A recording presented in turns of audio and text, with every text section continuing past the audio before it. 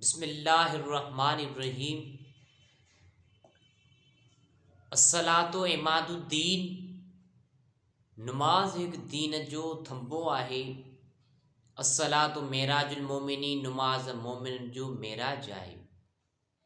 इन्न सलात कानत अलल मोमिनीन किताबुम मौकूता। बेशक नमाज वक्त ते मुक़रर कई वई आहे।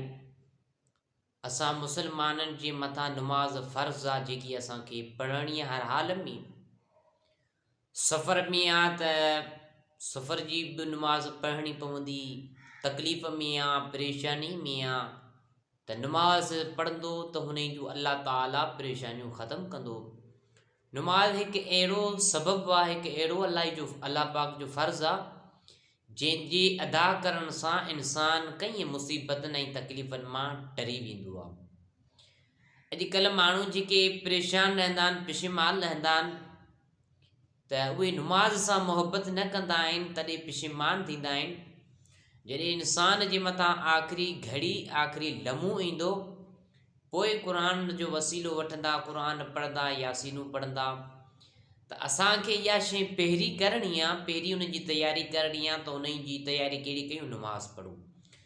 क़ुरान मजीद में अल्लाह पाक 700 दफ़ा ज़िक्र कयो आहे नमाज जे लाइ त नमाज़ पढ़ो, नमाज़ क़ाइमु कयो, रुकू कंदड़ सां गॾु रुकू कयो।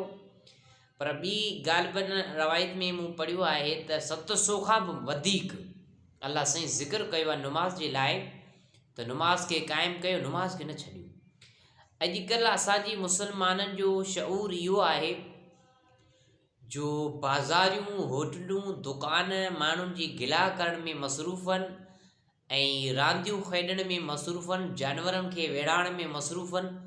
ऐं जेकॾहिं अल्लाह जा घर ॾिसंदा त उते 2 जमाती या 3 जमाती मस्जिदनि में हूंदा आहिनि जेके नमाज़ूं अदा कंदा आहिनि। सभु पोड़ा पीरसन आहिनि। नौजवान हज़रात जे लाइ हिकु पैगाम छॾींदो हलां त जेके नौजवान साइंसी तालीम, दुनियावी तालीम हासिल करे वेठा आहिनि, जेके दीन खां भागी आहिनि, दीन खां परे थी विया आहिनि, त उन्हनि खे आउं इहा अपील कंदो हलां त तव्हां जॾहिं हिन दुनिया ते आया त तव्हांजी परवरिश इहे ई इन दीन वारे तरीक़े ते थिए। अॼु जॾहिं तव्हां शऊर वारा थिया त पंहिंजे इन इस्लाम खे, पंहिंजे दीन खां भागी थियो पिया। दीन शरीयत के आलिम जी के मुफ़्ती जी कोन्हे, ये अल्लाह जे प्यारे महबूब जी शरीयत आहे। इन खे असां पढ़ूं, सम्झूं, सिखूं।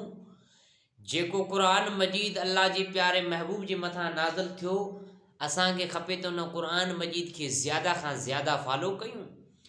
माण्हुनि जो अक्सर कर तइदाद इहो थी वियो आहे जो दुनियावी तालीम, स्कूली तालीम खे ज़्यादा अहमियत ॾियनि थिया, बाक़ी क़ुरान जी तालीम खे का बि अहमियत न आहे।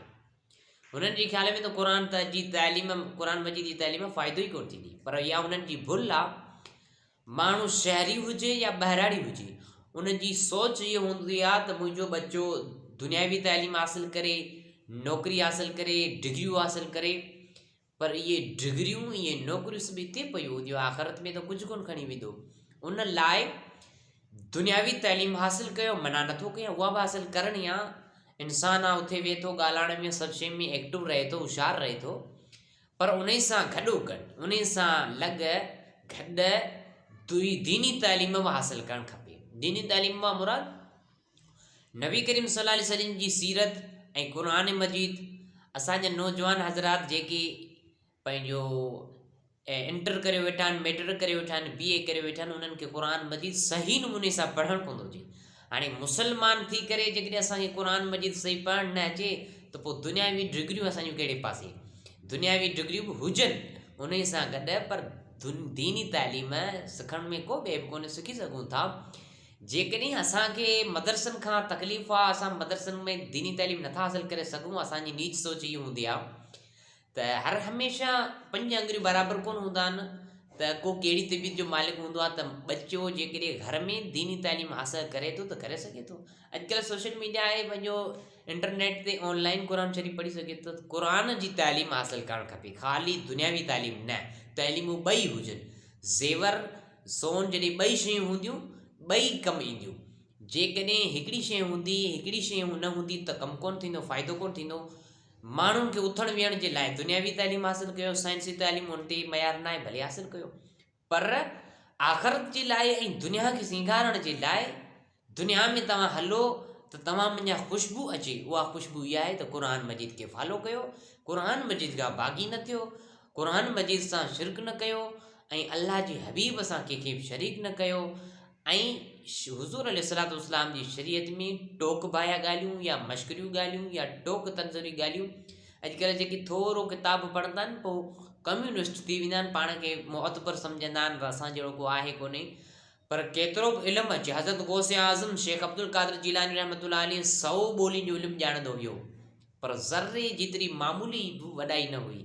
अल्लाह साईं सभी मुस्लमान खे हिदायत फरमाए, नमाज़ पढ़ंदा कयो, दीनी तालीम सिखो, दुनियावी तालीम सिखो, शरीयती मसला सिखो, उथण विहण जा, गुसल जा तरीक़ा, वज़ू जा तरीक़ा, औरत जा तरीक़ा, त औरत जो तरीक़ो छा आहे, औरत सां हमबिस्तरी कीअं कजे, सभु तरीक़ा सिखंदा त दुनियावी में हली सघंदा।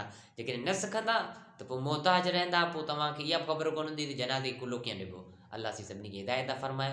वमा अलैना इल्लल बलागुल मुबीन।